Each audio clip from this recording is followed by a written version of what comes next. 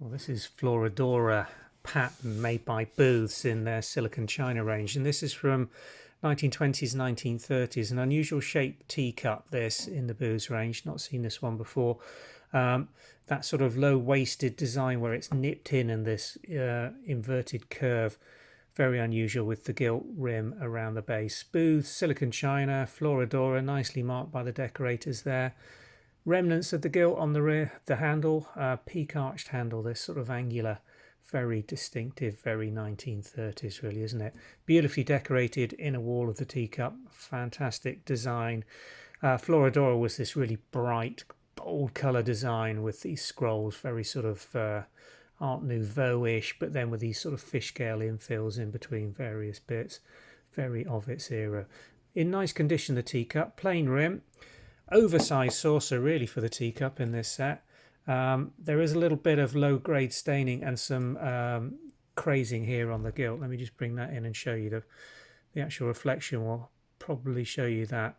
Not in absolute cabinet collector's condition. There is a little bit of wear here on the transfer design on this piece, so just be aware of that.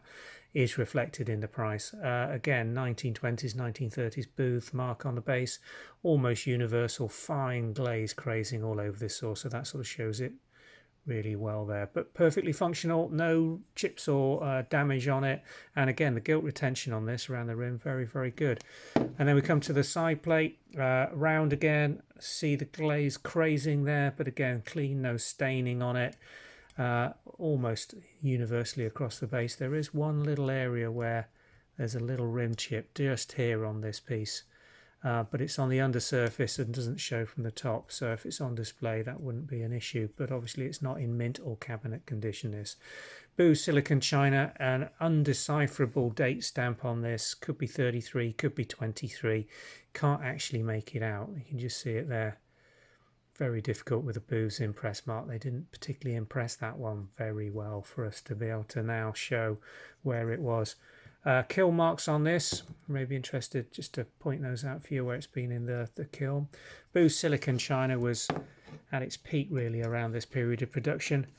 These are quite unusual and rare sets to find, trios with that very curved upward rim on the saucer, flat side plate, sits very well and displays very beautifully. Floradora, Boo's silicon china.